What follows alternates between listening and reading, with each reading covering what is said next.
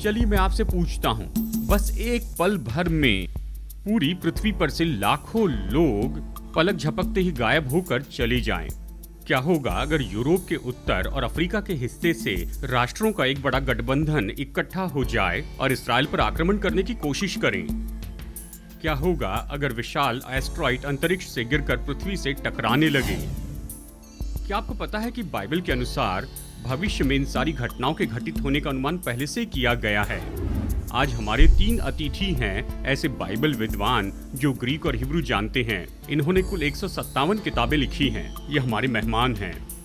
ये हैं doctor Mark Hitchcock, doctor Ron Rhodes और जेफ किनले। ये दिलचस्प बात है कि प्यू रिसर्च सेंटर के सर्वेक्षण से पता चला कि 10 में से 4 अमेरिकियों का विश्वास है कि हम अंत के दिनों में जी रहे हैं। इसके अलावा उन्हें पता चला कि 70% सुसमाचार मसीह प्रचारक मानते हैं कि यीशु मसीह उनके जीवन काल के दौर में वापस आ सकता है। बाइबल इन चीजों के बारे में कहां बात करती है? आज जॉन एंकरबर्ग शो के इस विशेष एपिसोड में आप ये जान जाएंगे।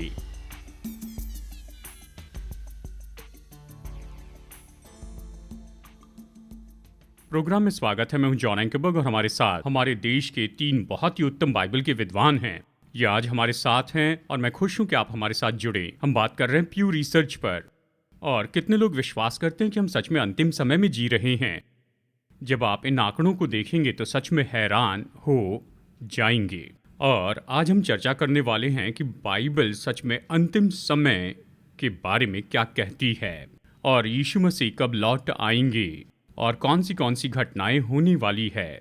और तो चलिए सबसे पहले हम चर्चा करते हैं स्वर्गारोहण यानी रैप्चर में यीशु का आना है और मसीह का दूसरा आगमन भी है। स्वर्गारोहण यानी रैप्चर के समय मसीह बादलों पर आते हैं और विश्वासियों को उठा लेते हैं और दूसरे आगमन में वे पृथ्वी पर वापस जैतून पर्वत पर आते हैं और फिर वे राष्ट्रों के साथ युद्ध करते हैं। स्वर्गारोहण यानी रैप्चर का कोई संकेत नहीं, पर दूसरे आगमन के ढेर सारे संकेत हैं। ये केवल सामान्य सार है। आपके पास कुछ और बातें हैं जो आप इन्हें संक्षेप में बता सकते हैं। फिर हम स्वर्गारोहण पर लोगों के विभिन्न विचारों को जानना चाहेंगे। यदि आप हमारी बातों से भिन्न एक दृष्टिकोण रखते हैं तो मुझे खुशी है कि आप हमें सुन रहे हैं। हम आपसे बहस नहीं करेंगे, लेकिन हम आपसे बाइबल की कुछ बातों पर विचार करने और उनके बारे में सोचने के लिए कहेंगे। हम सभी भिन्न कलीसियाओं में पले बड़े हैं, इसलिए विभिन्न कलीसियाओं ने विभिन्न चीजें सिखाई हैं या कुछ पासवान प्रकाशित वाक्य में नहीं जाना चाहते हैं क्योंकि वे स्वयं इसे नहीं जानते या ये बहुत कठिन या बहुत विवादास्पद है और इसलिए आपने ऐसी कुछ बातें सुनी नहीं हैं। तो आज आप सुनेंगे। आशा करता हूँ हम इसे कोमलता से कहेंगे और आप इन बातों पर विचार करेंगे। आइए उन मतभेदों से शुरू करते हैं जिसे हम मानते हैं कि बाइबल स्पष्ट रूप में स्वर्गारोहण के बारे में कहती है कि यीशु आते हैं और विश्वासियों को ले जाते हैं, और दूसरा आगमन जब वे पृथ्वी पर आते हैं और हरमगदोन का युद्ध लड़ते हैं। आप बताइए मार्क। सही है। हम अन्य विचारों पर हमला करने नहीं आए हैं, बल्कि यह प्रस्तुत करना चाहते हैं कि बाइबल के अनुसार हम क्या मानते हैं। हमारा मानना है कि बाइबल में जिसे हम आरोहण और आगमन कहते हैं, दोनों के बीच बहुत अंतर प्रस्तुत करती है। यीशु आरोहण के समय बादलों पर आते हैं, आगमन के समय पृथ्वी पर उतरते हैं। आरोहण में वे संतों के लिए आते हैं, आगमन में वे संतों के साथ आते हैं। आरोहण में मसीह दुल्हा बन के आएंगे और अपनी दुल्हन पर दावा करेंगे। आरोहण में मसीह दुल्हन के साथ आएंगे, दुल्हन को साथ ले जाएंगे। आरोहण के लिए कोई चिन्ह नहीं है। यह ऐसी घटना है जो कभी भी हो सकती है, जबकि दूसरे आगमन में यीशु द्वारा दिए गए चिन्हों की एक लंबी श्रृंखला है जो पूर्वाभास देती है। आरोहण में विश्वासियों को पृथ्वी पर से उठा लिया जाएगा, आगमन में अविश्वासियों को ले जाया जाएगा, उन्हें न्याय के लिए ऊपर ले जाया जाएगा। पहला थिस्सलुनीकियों 4:17 के अनुसार आरोहण में मसीह पुरस्कार देने के लिए आते हैं, आगमन में वे न्याय करने आएंगे। आरोहण में केवल विश्वासी ही शामिल होंगे, जबकि मसीह के वापसी में इस्राएल और सभी गैर यहूदी राष्ट्र शामिल होंगे। आगमन के समय विश्वासियों के यहाँ पृथ्वी पर रहने का कोई कारण न होगा, जबकि परमेश्वर फिर से इस्राएल और गैर यहूदी राष्ट्रों पर न्याय करेंगे। खास बात यह है, आरोहण पलक झपकते ही होगा। यह घटना इतना तेज होगी जितना तेज आप चुटकी बजाते हैं। लेकिन यीशु के दूसरे आगमन को पूरा दुनिया देखेगी, उसे हर एक आंख देखेगी और हर एक घुटना झुकेगा। इसलिए यह मुमकिन है कि यह लंबे समय तक चल सकता है। और आरोहण के बाद महाक्लेश का समय शुरू होगा, न्याय का समय, जबकि दूसरे आगमन के बाद 1000 बरस शुरू होंगे। हम इसके बारे में बहुत कुछ बात कर सकते हैं, लेकिन मुझे आशा है कि यह इस बात का थोड़ा एहसास देता है कि मसीह के आगमन के 2 चरण होंगे। ये दोनों 7 वर्ष के अंतराल में होंगे। यह तो महाक्लेश का समय होगा। जी, सच ये है कि जरूरी नहीं कि ये हमारे विचार हो, ये बातें जो हमने बाइबल से प्राप्त की हैं और इसलिए हम इसे मानते हैं।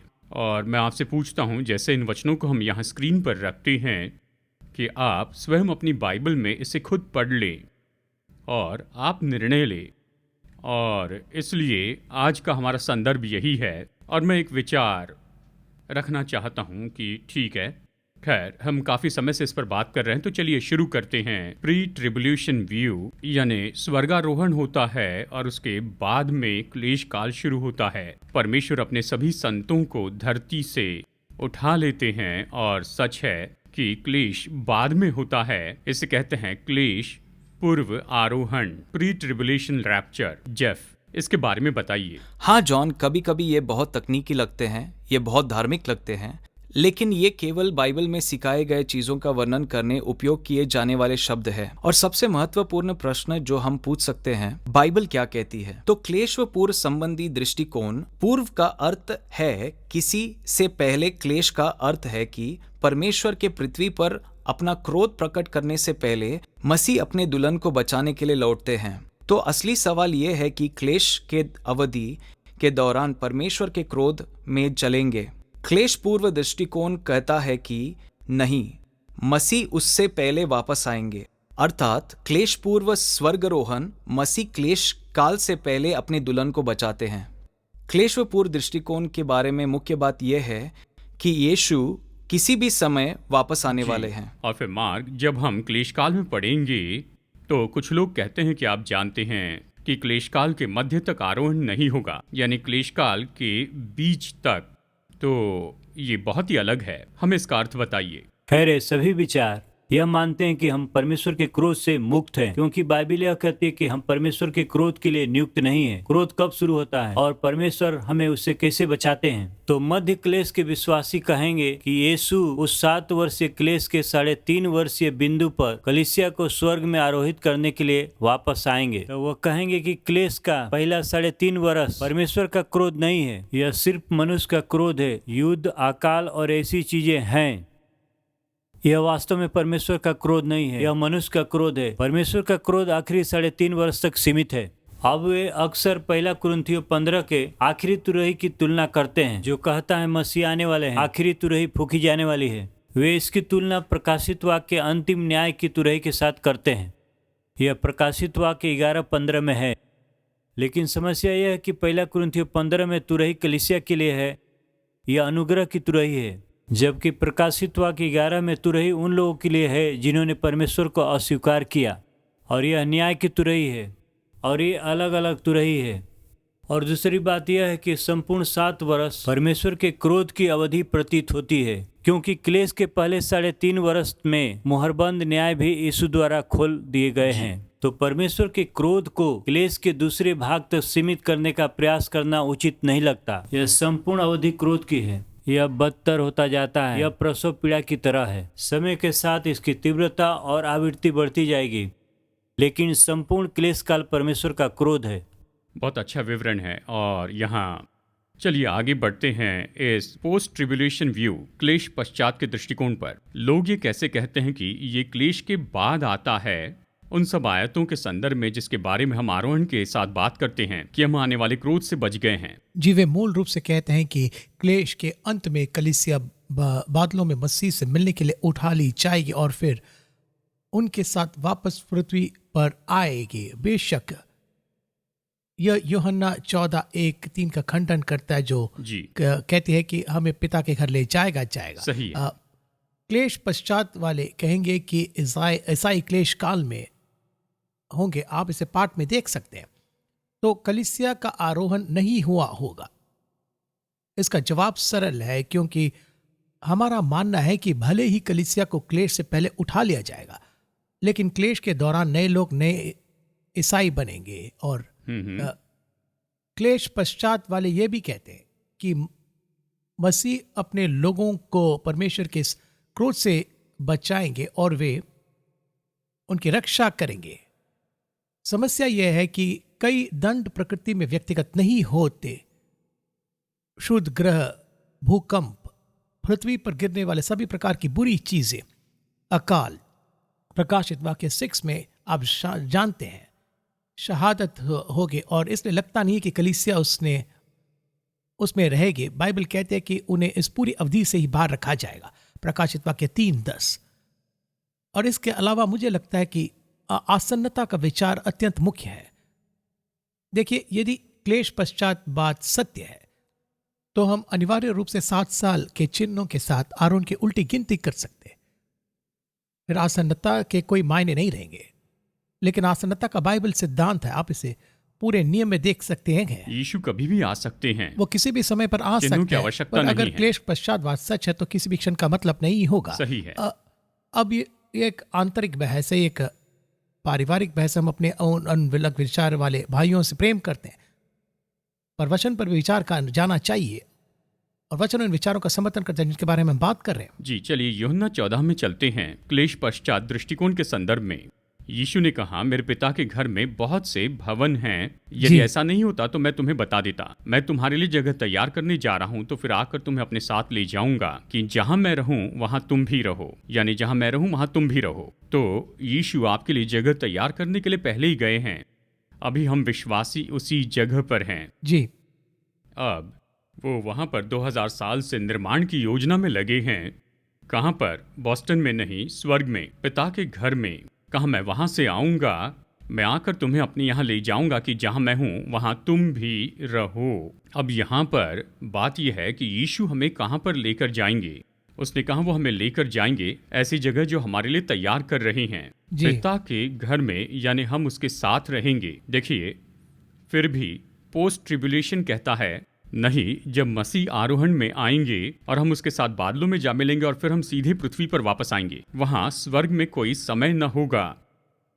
तो यदि क्लेश पश्चातवादी दृष्टि सत्य है तो यीशु इस समय एक निरर्थक निर्माण परियोजना में लगे हुए हैं। सक्रिय शब्द यहाँ जाना और आना है। जाना और आना। मैं एक जगह तैयार करने जाता हूँ, मैं एक जगह तैयार करने जाता हूँ, मैं तुम्हें लेने आऊंगा। यदि क्लेश पश्चातवाद सत्य होता तो ये होता, मैं जगह तैयार करने का हूँ और तुम पहले से मेरे साथ होंगे। हाँ, तो ये फिट नहीं बैठता है। मार्क, इसके बारे में आप यहूदी विवाह के विचारधारा से हमें बताइए, यूहन्ना 14 से। सही बात। दुल्हे की उस यहूदी तस्वीर में जो दुल्हन के पारिवारिक घर जाता है और प्रस्तुत किया जाता है कि वह वापस उसे अपने पिता के घर ले जाए, जिससे वह तैयार कर रहा था कि वे वहां रहें। तो जब आप अन्य दृष्टिकोणों पर विचार करते हैं, बहुत कुछ स्पष्ट होता है। हम ये प्रस्तुत करना चाहते हैं जो बाइबल कहती है। हम क्लेश पूर्व दृष्टिकोण को सिर्फ इसलिए नहीं अपनाना चाहते हैं क्योंकि हमें यह बेहतर लगता है। हम इस दृष्टिकोण पर कायम हैं क्योंकि हम मानते हैं कि बाइबल यही सिखाती है। जॉन, जब आप इस पर भी विचार करते हैं कि जब व्यक्तिगत आयतों का अध्ययन करते हैं तो हम प्रकाशित वाक्य के शुरुआती अध्ययनों में कलीसिया और दुल्हन दोनों शब्दों का चित्रीकरण देखते हैं। फिर हम उसे क्लेश के दौरान स्वर्ग में देखते हैं और फिर हम अंत में उसी मसीह के साथ स्वर्ग से लौटेंगे। तो मसीह की दुल्हन का चित्रीकरण यह है कि क्लेश के दौरान तो वह किसी तरह स्वर्ग पहुंचते हैं। जी, यहाँ पर एक और दृष्टिकोण है जिसे कहते हैं क्रोध पूर्व दृष्टिकोण। बताइए मार्क, और आप इन सभी विचारों को अपनी पुस्तक में बहुत कोमलता के साथ दिखाते हैं। पहला अध्याय मूल रूप से कहता है, मैं समझ सकता हूँ कि कुछ लोग ऐसे क्यों सोचते हैं, और आप वो सभी वचन बताते हैं जो कि सामान्य रूप में पुराने नियम और नए नियम के वचन है जो कहते हैं रैप्चर क्लेशकाल के पहले होगा। लेकिन अब बताइए इसके बारे में, ये क्रोध पूर्व दृष्टिकोण ये क्या है और क्यों हम सोचते हैं कि बाइबल ये नहीं कह रही है। खैर, यह वास्तव में इन चारों विचारों में सबसे नया है। यह क्रोध के पूर्व है। सभी विचार मानते हैं कि हम परमेश्वर के क्रोध से मुक्त हैं, लेकिन क्रोध से पूर्व दृष्टिकोण क्लेश की 3/4 आरोहण को दिखाता है। तो क्लेश पूर्व क्लेश मध्य, अंत में क्लेश पश्चात, और यह एक तरह से 3/4 अवधि का विचार है। और इनका मानना यह है कि परमेश्वर का क्रोध या परमेश्वर का दिन उस अवधि के आखिरी वास्तव में 1/4 तक नहीं आता है। वे उसे प्रभु का दिन कहते हैं। इसलिए मूल रूप से वे प्रकाशित वाक्य 6 में न्याय की 6ठी मुहर और 7वीं मुहर के बीच आरोहण को रखते हैं, और वे कहते हैं कि यह सारा क्रोध बस तभी बरसेगा और इसीलिए तभी हम स्वर्ग में उठाए जाएंगे। जैसे रॉन ने कहा था, यह चुनौतियों में से एक है कि यह शीघ्रता को नष्ट कर देता है। मसीह किसी क्षण नहीं आ सकते, उन्हें क्लेश के कम से कम 3/4 समय का इंतजार करना होगा। लेकिन यहाँ एक महत्वपूर्ण बिंदु है। पहला थिस्सलुनीकियों 5:1-3 में प्रेरित पौलुस कहते हैं कि प्रभु का दिन जब आएगा, लोग कहेंगे शांति और सुरक्षा, और तब प्रभु का दिन आएगा। जो पूर्व क्रोध अवधि को मानते हैं वे कहते हैं प्रभु के न्याय का दिन 6वीं और 7वीं मुहर के बीच शुरू होगा। आप देखें कि उस समय तक क्या हुआ था। उस अवधि के दौरान बहुत मुश्किल है कि लोग पृथ्वी पर शांति और सुरक्षा की बात कहेंगे। यह उस विचार के साथ मेरी समस्याओं में से एक है, लेकिन फिर यह मुद्दे पर जाता है। वे कहेंगे कि सभी मुहरबंद न्याय पहली 6 मुहरों तक केवल मनुष्यों का क्रोध और शैतान का क्रोध होगा। परमेश्वर का क्रोध बस उस अंतिम समय में होगा। सभी मुहरबंद न्याय मेमने के द्वारा खोले जाएंगे। सभी परमेश्वर के न्याय हैं। परमेश्वर का क्रोध बरसता है, भले ही वह फिर से अपनी तीव्रता में बढ़ जाता है। जी, मुझे बताइए कि जब हम क्रोध पूर्व बिंदु पर पहुंचेंगे तो क्लेश के कारण पृथ्वी पर कितने लोग मर जाएंगे उस समय तक? ठीक है, न्याय की 4थी मुहर, पृथ्वी के 1/4 मर जाएंगे जो उस समय के दौरान जीवित रहेंगे। यह एक चौंका देने वाली संख्या है। फिर 6ठी न्याय की तुरही पृथ्वी पर 1/3 हिस्सा खत्म करेगी। यह पृथ्वी की आधी जनसंख्या है। लेकिन जब आप 6ठी मुहर तक पहुंचते हैं, उस समय तक दुनिया के 1/4 लोग मर चुके होंगे। तब प्रभु के दिन शायद ही कोई शांति सुरक्षा की बात करेगा, क्योंकि पृथ्वी पर तबाही मची होगी। बिल्कुल सही। जी, आपको सुनकर हम जानते हैं हम चर्चा कर रहे हैं आखिरी 4 प्रोग्राम पर जो कि अभी आने वाले हैं, और मेरे पास प्रकाशित वाक्य की किताब की रूपरेखा है जो बात करती है मुहर का न्याय, तुरही का न्याय और कटोरे का न्याय। और हम संक्षिप्त में इसके बारे में बात कर सकते हैं, लेकिन आप बताइए पूरा शायद 2 प्रोग्राम में पहले प्रकाशित वाक्य बताइए, देखेंगे। यानी ये सारी बातें ऐसी हैं जो कि आप पूरी तरह से जानते हैं, ताकि जो लोग इसे बिल्कुल नहीं जानते वो इस बात को जानेंगे कि प्रकाशित वाक्य की किताब सच में क्या कहती है। हम सारांश में बताएंगे कि ये क्या कहती है, और साथ ही हम ये अलग अलग नज़रिए को देखेंगे जो सोचते हैं कि रैप्चर कब होने वाला है। चलिए यहाँ पर कुछ पल के लिए मुद्दा बदलते हैं, और मुझे ये बात पसंद है कि हम सब जो विश्वासी लोग हैं हम मानते हैं कि यीशु वापस आने वाले हैं, और वो किस समय वापस आने वाले हैं इसी पर हम चर्चा कर रहे हैं। ठीक है, और हम ये कह रहे हैं, हम सोचते हैं कि बाइबल में ऐसे कुछ वचन भाग हैं जो इस बात को स्पष्ट बताते हैं अगर आप उनमें समय बिताए तो, और हम ऐसी कुछ किताबों में से बताएंगे जो इस पर बिल्कुल स्पष्ट बता देते हैं। लेकिन इस प्रोग्राम के अंत में मैं ये कहना चाहता हूँ कि देखिए, पूरे संसार में ऐसे लोग हैं जिन्होंने शायद इसे कभी नहीं सुना है। यानी अमेरिका के लोग और कनाडा के लोग हमें अभी देख रहे हैं जिन्होंने ये दृष्टिकोण नहीं सुना है, और उन्होंने इस सच्चाई के बारे में भी नहीं सुना कि बाइबल का मुख्य संदेश है कि परमेश्वर का पुत्र स्वर्ग से वापस आएगा। पुराने नियम में मसीहा की भविष्यवाणी दी गई है, ये प्रतिज्ञा कि वो आएंगे और वो इस पृथ्वी पर आए और वो क्रूस पर मरते हैं और वो सभी के पापों के लिए दाम चुकाते हैं, यानी हर एक मनुष्य के लिए, भूतकाल में, वर्तमान में और भविष्य में। अगर आप दोष भावना में रहते हैं, अगर आप चिंतित हैं परमेश्वर से मुलाकात करने को, तो हमारे पास आपके लिए बहुत ही अच्छे शब्द हैं, और वो ये है कि यीशु ने इन सब का दाम चुकाया जब वो क्रूस पर थे। क्योंकि परमेश्वर ने जगत से ऐसा प्रेम रखा, यहाँ पर उसकी प्रेरणा है कि उसने अपने पुत्र को क्रूस पर क्यों भेजा।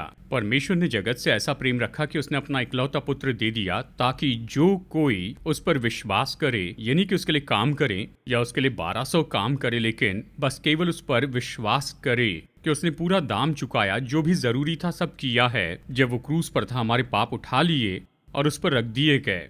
उसने हमारे नरक को ले लिया, जो दंड हमारे लायक था उसने अपने ऊपर ले लिया। क्रूस पर उसने यही तो किया, और फिर उसने अपनी आत्मा त्यागी और वो मर गया। और अब वो कहते हैं अनुग्रह तुम्हारे लिए है, अनुग्रह ही है। मैं तुम्हें वो वरदान देता हूँ जिसके तुम लायक नहीं हो, पर मैं ये तुम्हें देता हूँ यदि तुम विश्वास करो कि यदि तुम मुझसे कहो तो मैं तुम्हें उद्धार दूंगा। रॉन, क्या आप इसके बारे में बताएंगे और प्रार्थना में अगुवाई करेंगे ताकि लोग दोहराएं यदि ये चाहते हैं कि इस वरदान को पाए जो परमेश्वर इन्हें देंगे। बहुत ही मुख्य है जॉन। मैं एक ऐसे कलीसिया में पला बड़ा जो काम सिखाता है, तो ये दिल के करीब है। आपके कार्यों से आप स्वर्ग नहीं पहुंच सकते, आप स्वर्ग के लायक नहीं बन सकते। केवल यीशु मसीह के द्वारा आप बचाए जा सकते हैं। और दरअसल जैसा कि मैंने पहले कहा, आपका उद्धार परमेश्वर से किए गए आपके वादों पर नहीं बल्कि आपके किए गए उनके वादों पर आधारित है। और वादा यह है कि यदि आप यीशु पर विश्वास करें तो आपके पाप क्षमा किए जाएंगे। भजन 103 में यह लिखा है कि प्रभु आपके पापों को आपसे इतनी दूर कर देंगे जितनी दूरी पूरब और पश्चिम के बीच है। और इब्रानियों 10 में हमें बताया गया कि प्रभु वास्तव में आपके पापों को भूल सकते हैं।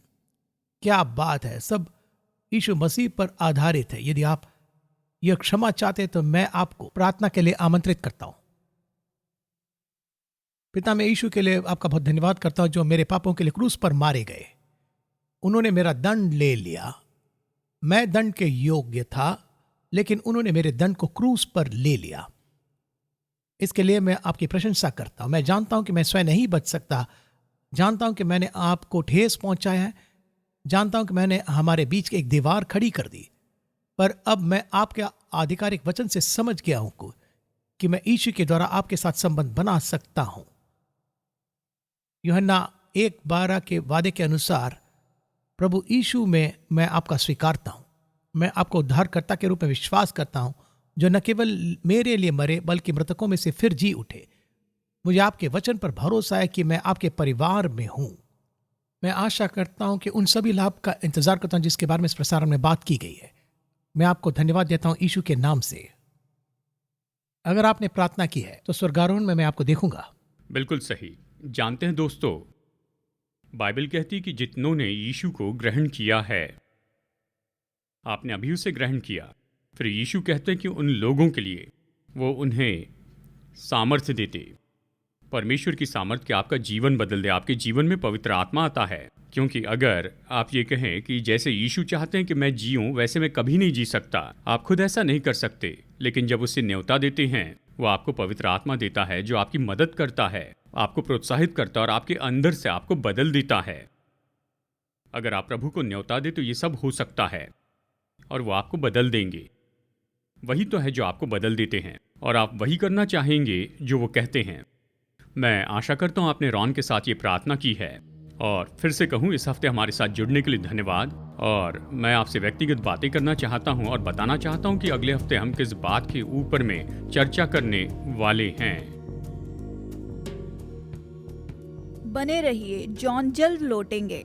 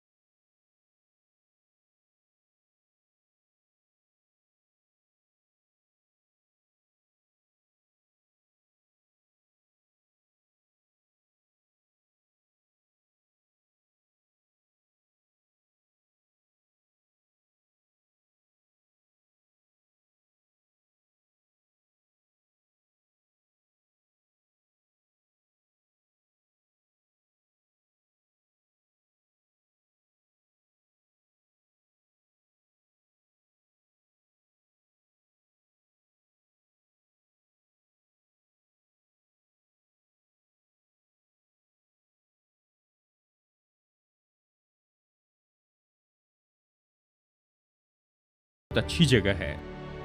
आज हमारे साथ जुड़ने के लिए धन्यवाद। आशा अगले हफ्ते इसी समय आप फिर जुड़ेंगे जॉन एंकरबर्ग शो के एक और एपिसोड के लिए। तब तक प्रभु आपका आशीष दे। अगले हफ्ते मुलाकात होगी। लेकिन यहाँ पर देखिए, यहजकेल कहता है अध्याय 38 वचन 1 से 6 में, यहजकेल कहता है, यहोवा का ये वचन मेरे पास पहुंचा, हे मनुष्य के संतान, अपना मुख मागोग देश के गोग अर्थात रोश, मेशेक और तूबल के प्रधान की ओर कर। और यहाँ पर हम देखने वाले हैं कि ये जो भौगोलिक क्षेत्र है ये आधुनिक ज़माने में कहाँ पर हैं। रोश, मेशक और तुबल के प्रधान, उसके विरुद्ध में भविष्यवाणी करके कहो, प्रभु यहोवा यूं कहता है, हे गोग, रोश, मेशेक और तुबल के प्रधान, देख मैं तेरे विरुद्ध में हूँ। मैं तुझे घुमा ले आऊंगा और तेरे जबड़ों में नकेल डालकर तुझे निकालूंगा और तेरी सेना को भी अर्थात घोड़ों और सवारों को, जो सब के सब कवच पहने हुए एक बड़ी भीड़ है और ढाल लिए हुए सब के सब तलवार चलाने वाले होंगे।